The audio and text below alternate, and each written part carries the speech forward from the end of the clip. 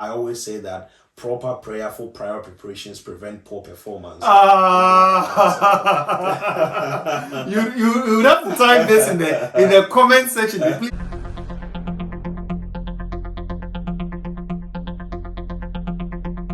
Hello and welcome to Diaspora Careers and Investments. My name is Shadrach, and in the first of hopefully many interviews, today I'll be speaking to my own brother, friend, and fellow YouTuber in the person of Precious Adade Duodu. Welcome to Diaspora Careers and Investments. Thanks very much for having me, senior. Yeah. So today I want us to talk about your transition from a Band 5 nurse to becoming a lecturer in adult nursing here in the UK. And I think we are in such a time that there are many nurses who are moving from overseas into the UK, and many of them come to work on the clinical side for good reasons. But I think your transition is a beautiful one, that your own story could inspire others who love nursing but perhaps would be interested in going into the lecturing field to know how you moved from what we call a bedside nurse to become a lecturer in nursing in the UK. Who are you and what do you do? Let's start with that. Thank you very much. And thanks for having me. I'm privileged to be the first person to be interviewed on this show, so very appreciative. So my name is Precious Duodu. I'm a nurse by background, and currently I'm a lecturer in adult nursing in one of the universities here in the UK. So to be a lecturer, what does that mean? What do you do on a day-to-day basis? I categorize my responsibilities into four. I do teaching and assessment of students, so examine them and all that. The next thing I do probably has to do with research, which we all do, we all know. And then also what we call commercialization. So you do other things that will try as much as possible to bring funds and resources to the school. And so part of that is probably to win grants, involve yourself in research that will bring funding to the university. And also, I also serve as an admissions tutor. So what happens is that I interview students who are coming into the school, and obviously one student enrolled in the school, it also comes with funds as well. So that is broadly about that. But how did you become a lecturer? I think that's what our listeners will be more interested in. How did you become a lecturer here in the UK, and how does it actually feel that you are not just a nurse, but you are training nurses in the UK? How does it really feel? Thank you very much. Anyway, just as Paul was saying, 1 Corinthians 15:10, I am what I am by the grace of God. So purely by the grace of God, I owe it all to God. And of course, but the grace of God requires that we as human beings also work. So definitely there are things that I did. The favor of God, the grace of God enabled me to be here. So obviously I trained as a nurse back in Ghana. Afterwards, I did a bit of practice after rotation. I worked with a number of private facilities. And along the line, anyone who knows me will tell you that I have always wanted to be in academia and all that. So it's always been the desire, and desire and passion are very critical to whatever you do in life. So I've always had that. So right after school, I knew what I wanted to go into. Whilst I was applying for postgraduate studies and scholarships and all that, I also started teaching in a private facility in Kumasi. And then from there, I managed to teach as what we call nursing tutor or health tutor. So you were a nursing tutor back in Ghana? In Ghana. So when you trained as a nurse in Ghana, did you also work as a nurse, or you mainly did tutoring? Yeah, so like I said, even just 2 weeks after I finished my licensing exam, I started working on a ward that's in a private facility. So even before we were posted and all that, I was already working in a ward. Right. And then I worked with a number of private facilities. Whilst I was doing rotation, I was doing part-time with other private facilities. And that's simply because I knew very much that I wasn't going to spend long on the ward. So I needed to consolidate and maximize that short period that I had. So I worked alongside. And then, like I said, at the same time, I was teaching part-time in a private school. And then right afterwards, I had opportunities. So whilst I was doing rotation, I thought of why not do diploma in education at the University of Education, Winneba, because I knew what I was in for. So I did that. And around the same time, I got a full-time appointment as a nursing tutor or health tutor in a nursing and midwifery training college. So I went there as well. So I did teach for some time. Then I got scholarship for my master's, came here for my master's, obviously. So It's like I said, it's the passion, it's the planning. I always say that proper prayerful prior preparations prevent poor performance. Ah, you would have to type this in the comment section. Please, can you say it again so that I can memorize that? Proper prayerful prior preparations prevent poor performance. Wow. So if you Wow. know what you are in for, pray about it, prepare ahead of time, Wow. work towards it, and obviously you'll be able to deliver what you. So I plan alongside. That's how come it fits in tightly. Yeah. But I think you make a crucial point there because even while in Ghana as a nurse, you knew that you wanted to teach, you wanted to be in academia. That's so right. after your degree in nursing, you went to do the diploma, and then you got a job as a nursing tutor. Yeah. Even before you came to do your masters in the UK. That's right. So let's speed up from your masters in the UK. What happened afterwards? I mean, did you have to work here as a nurse, or you jumped straight to become a lecturer here? That's right. It comes back to what I said. Planning. So after masters, obviously, you're very much aware of this. Before I completed, I was looking into a lot of things, but the priority was to go into academia, so to do a PhD right away. So I tried, to get funding for my PhD. Unfortunately, I lost it at the last minute, so I couldn't get that. And I was in a dilemma, as at that time we didn't have the post-study visa, so I obviously had to go back to Ghana. So I went to Ghana, and what I did was that I was trying to look for a job. Even before I went, at the last minute, I was looking for a job, applying here and there. So I got there, tried to teach the same way, trying to teach in a different. So you love to teach more than to practice on the word, isn't it? That's the point. Everyone who knows me knows that is why I like to teach more than to be on the word. So what happened is that whilst in the process, it comes back to something I want to highlight. It has to do with engaging in extracurricular activities whilst you are in the school. I'll just try to give a snapshot of that. So one day I was there, a senior colleague who was a junior too in school, but I had known him through student leadership. In summary, now Dr. Jerry John Nuto. So he sent me a message and said, "Okay, Precious, I'm organizing a conference in on Legon campus, and I'll really need you to come and help me be a panelist for discussing how to apply for scholarships and all that." I said, "Okay, why not?" I came from Kumasi to Accra, and I helped with the program. So through the process, because I knew he was already a lecturer, I mentioned to him that I really want to engage myself in research work because I know that it will form part of what I ultimately want to do. So he introduced me to another friend of his, Pascal Agbadi. I'm mentioning these names because they've been very critical to my research work. And so big ups to you, Dr. Jerry John Nuto and Pascal Agbadi. So we had a discussion around that. And long story short, I got myself engaged in the research work whilst I was in Ghana. So that's how come I started working with them and then publishing here and there. So throughout that period, I was also rethinking of coming back to the UK, either through PhD or through nursing practice. So I think the last month before I left the UK to Ghana, I did write my IELTS. And so when I went to Ghana, I was just thinking about a computer-based test of competence, which I did take, and then obviously I was doing the research alongside. Long story short, I was able to get a nursing job because I had an offer before I went to Ghana, and I came here to practice as a nurse.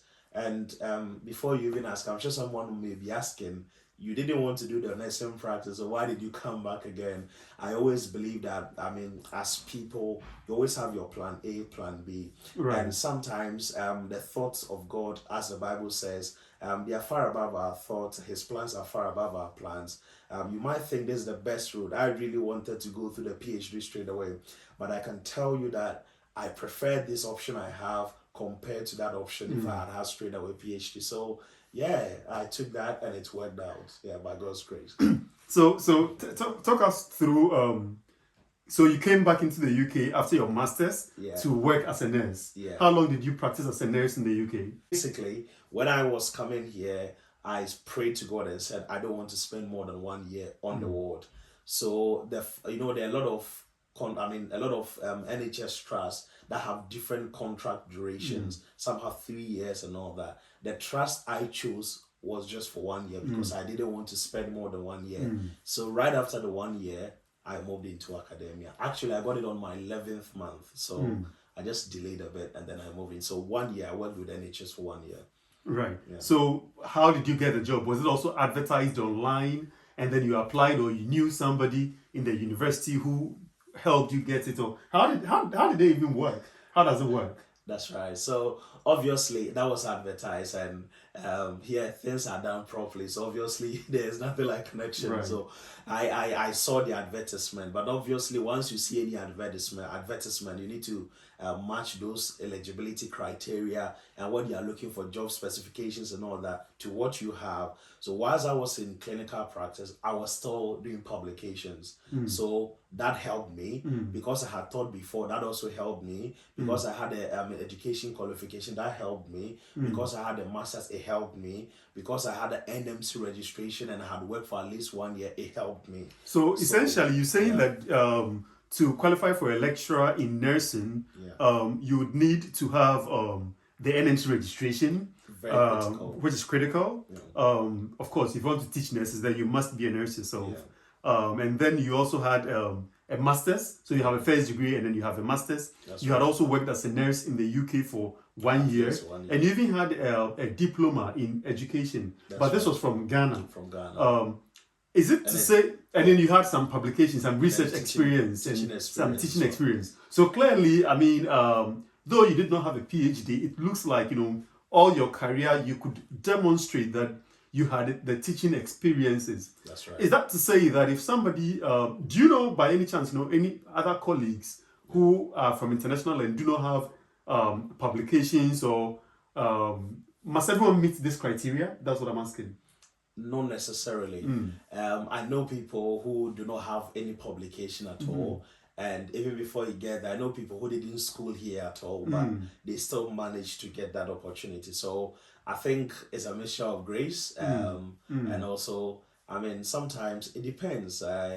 The favor of God works in different ways. It could be that you apply to a particular school. Nobody, applies who is very competitive compared to yourself. They could pick you. So, I mean, it's not in just, you have to just tick off the boxes. Yeah. But it looks like you would need to have a track record that at least demonstrates an interest in teaching.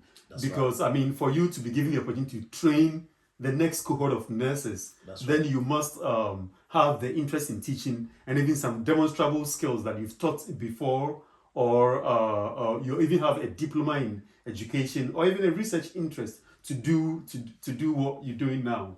That's right. I mean, the application process itself requires that you write your justification or why you think you are the best candidate. So obviously all these experiences need to match up the job specification, the requirements. So they are very critical. I cannot overemphasize that. It's very critical. I know people who really have had all these experiences except the NMC qualification and they want to come and teach nurses. It's really difficult. So you might be very experienced in one area, but at least they want to see bit and pieces of almost everything before you could get that. Yeah, so that is about that. Just to mention that aside the qualifications I had and all that, you also need mentorship. You need people who can hold your hand and tell you that go this way, try that, review your applications for you and all that. And thanks very much for watching. Please help me to thank Dr. Shadrach Dari. He's been a senior man, a brother, a friend. He's been one of the very, very, very, very great people who has helped me through this journey. I must say he reviewed my applications for me. He almost knows everything about my job. So he's the man that really helped me. And again, Dr. Theo Akujedu of University of Bournemouth. These two people, amazing. Obviously, the other people I contacted here and there, but these two people took time, went through my application, guided me and everything. And I want to salute you. Thanks so much for the guidance and the mentorship. Precious was always, interested and motivated. So while I like to claim part of the credit, of course, he had to do his degrees and his masters and all the qualifications he had. By virtue of what we know, we're able to point. And of course, that is why this channel also exists, to share this knowledge and bring, all these great people on the show so that they're able to share with others who may be interested in not necessarily nursing practice, but even to go into academic, teaching. So let's talk about, compared to clinical practice, that's where the meat really is. How does it feel to stand in front of a class? How mixed is your class, or is it very predominantly white or something? I had a very large class, a very growing international population, predominantly Indians, Nigerians. They are the large international cohort I have. So, of course, there are Ghanaians, other people, but I teach different cohorts. So, I'm attached to models right from first year to masters. So, it tells you the variations we have. And it's interesting. So, yeah, I have a large cohort. Yeah. Okay. Are you able to teach only, or you can combine with clinical practice, actually? So that if people feel like, oh, I want to teach, but I don't want to lose my skill set. So can you combine it? That's right. You can combine it at any time, obviously, provided it wouldn't affect your job on the other side. So I have opted to focus on the work itself because I'm doing other things in addition so that I wouldn't go into the clinical practice. But it obviously is something on my radar that I obviously when I have the time, once a while, in order to maintain my dexterity, my clinical skills, I'll obviously be doing one or two. So you're only doing lecturing only. You don't do clinical practice for now. Not for now, but that is not entirely because I teach clinical skills on regular basis. I help simulations on regular basis. So I literally try them. Just that I don't do it in a clinical setting. So I wouldn't lose that. Yeah. Then they must be paying well for you not to be attaching a clinical practice to it, isn't it? Well, let me answer the question you asked earlier. You did say that. Let me answer the question before I come to that. You did ask, how does it feel to stand before people? Yeah. So, in short, I think it's been a wealth of experience building over time. Whilst I was in school, even though from secondary school I wasn't into leadership, university, those who know me, you will know that I was involved in student leadership here and there. I believe it's very critical. That's why I spoke about extracurricular activities earlier. I used to stand before a large group of people. So you had the confidence to stand. I built that confidence in the university. And like I told you sometime, and if there were mistakes I was supposed to make before a large audience, most of them I didn't make that during my undergraduate studies in my leadership roles. So I built that confidence, and then again, when I completed, I managed to teach as well. And I had, you can imagine, in the nursing training, I had large classes. All these experiences, I built those confidence. So, I don't have any problem at all. It feels good. And then you spoke about the salary. Yeah, comparatively. Comparatively, of course. it is not a one-size-fits-all approach because I have a fair idea of people who might be band 5, but they may be taking more than a lecturer, depending on where you find yourself. And even amongst, the nursing roles, like you could be band 5 here, band 5 in another city or trust, and you might be taking far better than what your colleagues. No, let us take London out. Let's talk outside London rates. So that's right. If you're talking of outside London rates, are you saying that usually a band 5 in one trust will pay the same band 5 if it's outside London? It depends. You might have very slight differences. Very slight differences. So that's why I say it's not a one-size-fits-all. So that is about that. I also have a fair idea. For example, lecturers like this, Scotland pays a bit better than England. And even within England, where I am, you will have some universities paying quite higher than other universities. Are these differences significant, or they are just a little pips? Some are significant. For example, I knew one that was like £3,000 apart. I knew one that was. You mean for the per year? For the per year. No, not like a month. No, per month. I'm talking about per year. I knew some that were like £5,000 apart. Others were, and then obviously I knew some Scotland. Let's do this. So within the same city, let's take I don't know, any English city like Birmingham, for example. On average, will a university lecturer in Birmingham take lower or higher than a nurse, say a band 5? Of course, a senior nurse may take more than a junior lecturer or something, so we can't do this comparison. But if you are starting roles, so a starting lecturer in Birmingham and a starting nurse in Birmingham, what would they take on average? Would you consider one to take higher than the other, or how does it work? Obviously, the lecturer will take relatively much higher than the band 5 nurse.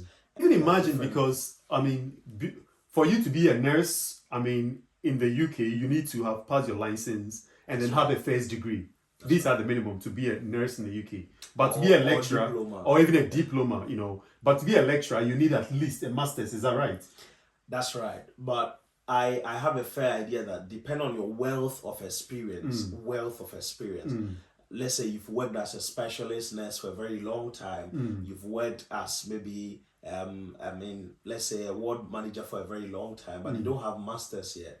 Some schools are kind enough to consider you to come in. So to it's the teach. experience that really matters to them, isn't it? It is very critical. The It's very experience. critical. And then you can do your masters. But in most cases, one of the conditions is that once you get the job, you need to start your masters. So you can actually be given the job with a condition Absolutely. that you start your masters or your even PhD. That's right. So I had a job with condition, but yeah, obviously. So some can start with conditions. No, that's very. I'm learning. Yeah. So let's talk about the qualification. I'm still on being a lecturer. Are you giving some on-the-job training? Because you have never been a lecturer in the UK. Not at And all. students in Ghana are, I would imagine, very different from students over here. So right. do you get some mentorship, some training to know what to say, how do you deal with that? Did you get some training? That's right. So that's a very critical question, isn't it? Because of course, culture and even some of the things you can say in class, you cannot say them here. I remember one friend did ask me that, have you ever said hallelujah or amen whilst teaching me for? Because she knows that I do other things that require me to say hallelujah. You do other things that require you to say hallelujah. Hallelujah or amen.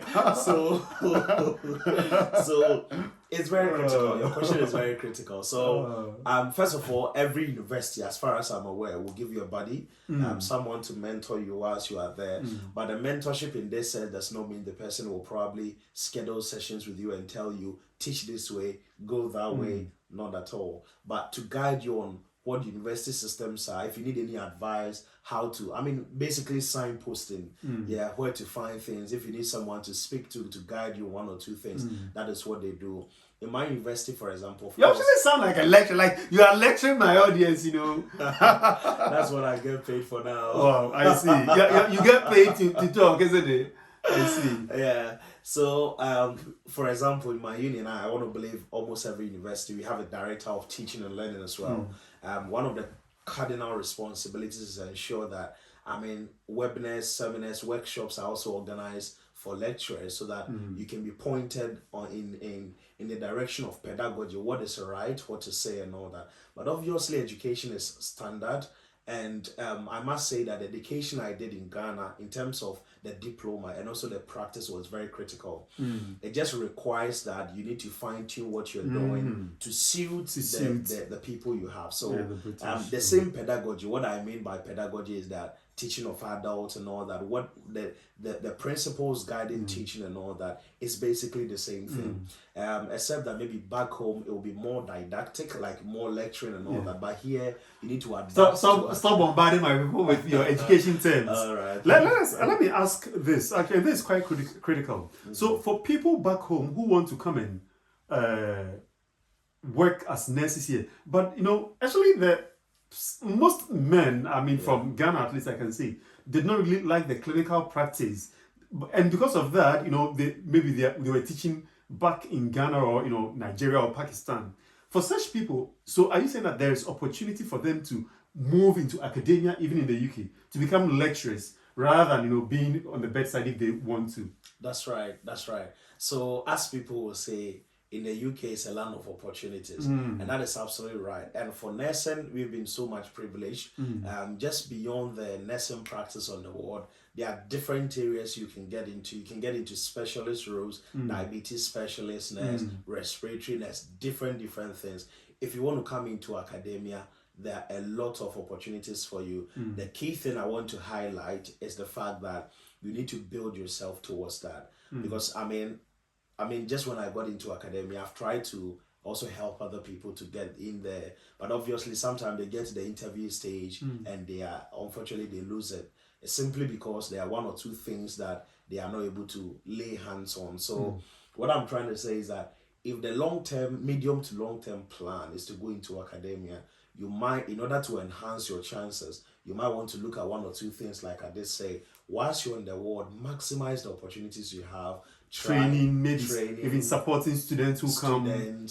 If you want to do any specialist, I used to do a lot of. I was in the stroke unit. I used to do a lot of the trainings for the stroke unit. I mean, and I mean, what I mean is that the certificate and all the online trainings that I need, I did a lot of them. I got a lot of certificates. And you have to know how many years you want to spend, what you want to, and speak to the right people. I used to speak to Shadrach, and he encouraged me. Obviously, when I started, he was supportive. So that opportunity exists if you were not aware. Just get your, I mean, set your priorities right, and then obviously work towards it. Speak to the right people. I know we are coming to the end of this conversation, but I wanted to know, can people, I mean, somebody feels that I'm a lecturer here in maybe in Ghana or something, can they simply apply for the lecturing role straight away? Or what would your advice be? My advice will be that, of course, in some programs outside nursing, that opportunity may exist. Okay. But in nursing, what I've realized is that it's very critical to get the NMC registration. Okay, that's it is true. a very critical Of step course. because I have personally tried to help a very good friend to be able to apply. Yeah. He's applied all right, but obviously he's always lost it. And the cardinal elimination tactic here is that he wasn't having the qualification In from the UK. NMC. So I would advise you, if you are there, you want to come here, just register. Come here to work for at least a year in probably in an acute setting, and that would be really, really helpful. Yeah. So we're coming to the end of this conversation, but I wanted us to present a very balanced view so that we don't make it sound like all rosary and like all nice.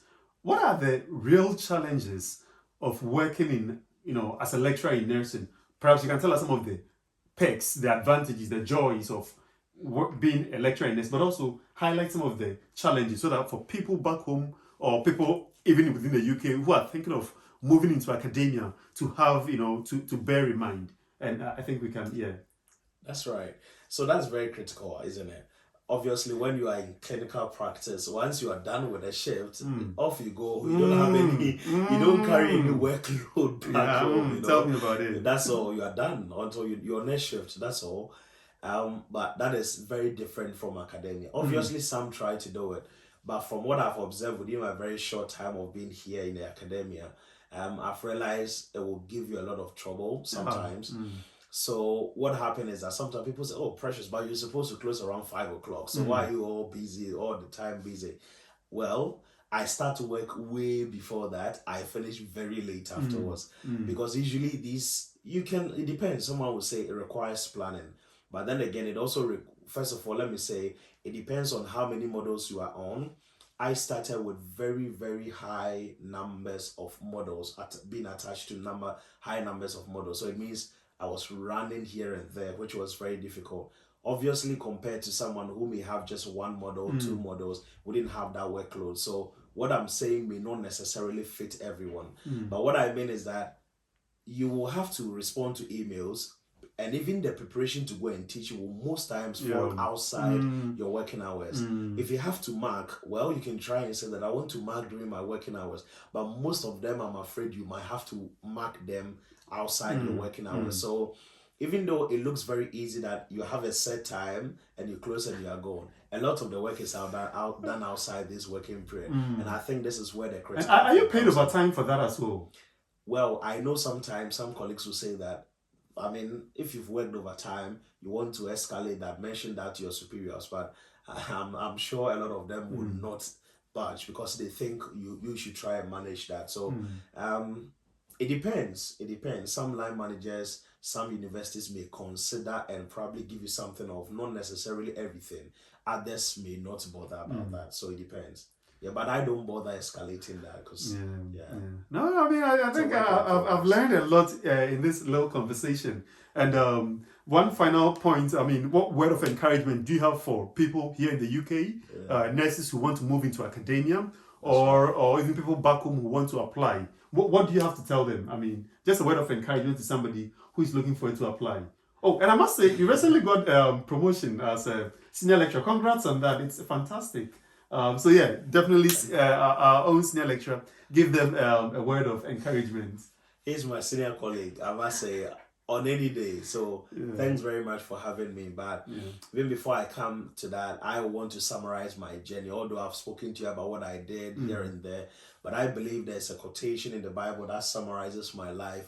Deuteronomy chapter 32, verse 9 to 13. Bible says that for the Lord's portion is his people, and Jacob is a lot of his inheritance. Permit me to replace Jacob by precious.